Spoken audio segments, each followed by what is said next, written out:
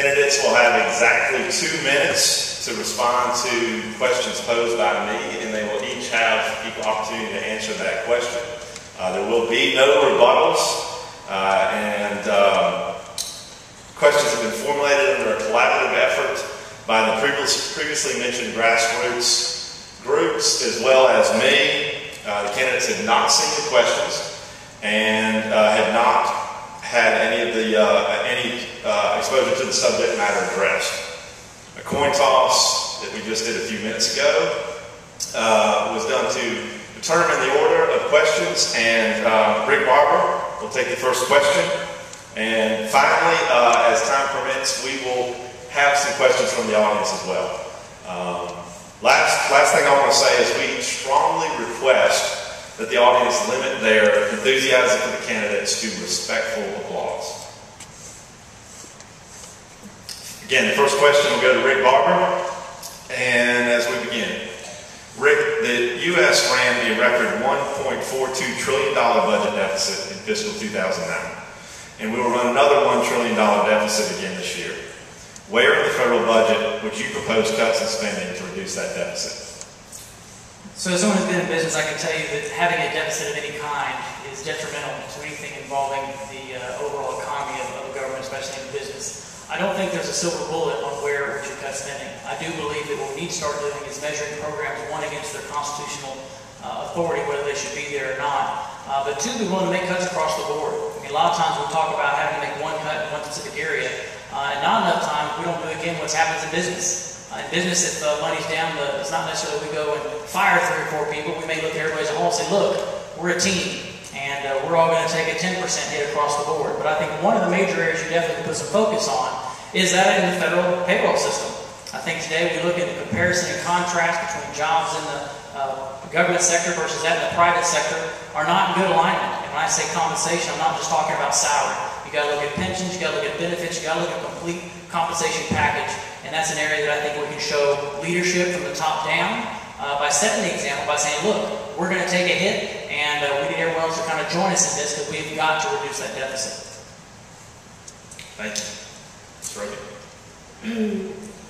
If we were to reduce spending per household back to the way it was pre-recession, to $25,000 per household, we would have a balanced budget by 2019, and we would do it all without raising one single tax.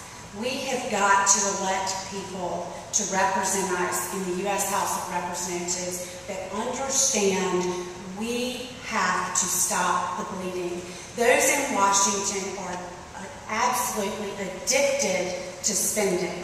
And, I would suggest that we not only balance the budget, but we reinstate line item veto. And I know one way that we could cut out waste and root out inefficiency in our federal government is to require the U.S. House to place at the top of every single piece of legislation proposed for them to state the constitutionality, where in the Constitution it gives them the authority to act on that issue. And I believe that those are some places that we can start. We also have departments. We call these agencies have now become the fourth branch, the fourth arm of government that no one is looking after. They have unprecedented power. We also need to talk very, very candidly about earmarks and earmark reform. Over the past 5 years, our earmark spending has gotten out of control. When your federal tax dollars are going to pay for a tattoo removal program in California, there is a serious spending problem.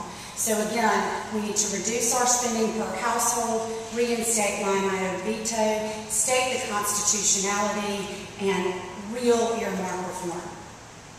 Thank you. And next question will go back to Ms. Roby. Given the difficult fiscal condition of the federal government, do you believe that there is an opportunity to ease the present tax burden on individuals and businesses that create jobs? And if so, whose taxes make the most sense to cut? The way you create jobs is to put money back into the hands of the people who have the ability to do so. What we are seeing in Washington right now is a leadership that continues to hand down legislation that is job stifling and job killing, healthcare, cap and trade. All of this is creating tremendous uncertainty in our workforce, where even people who have the ability to create jobs are not, because they don't know how they are going to be penalized. I have signed the Repeal It pledge that if given the opportunity to represent you in Congress, I will vote to repeal the health care bill. I also have signed a pledge to repeal the death tax so we can pass on our businesses and our family farms to those that come behind us. I also have signed the Americans for Tax Reform pledge to not increase taxes. I believe we need to make the 2001-2003 tax cuts permanent. All of these are ways to reduce the burden on those who have the ability to create jobs. We know that it is not the government's job, it is the private sector's. Throughout the history of our country, the private sector has been that has been in the best position to create jobs so that we can see our economy grow. Thank you. Mr. Martin. Sure. So tax breaks are definitely one way you can spur an economy. I think we've seen it before during the Reagan days and everything else, is that necessarily to maintain tax revenue, you can actually increase your tax revenue by lowering it.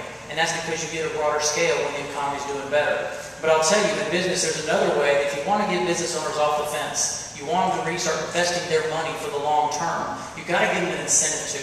And that also can be done by removing a lot of the red tape and regulation that's very burdensome to their operations every day. You take regulations out of the way that are costly, that slow down efficiency and increase the overall cost of goods or services that are produced, you will help boost the economy. We saw the jobs report come out today that was, again, jobless claims are up much higher.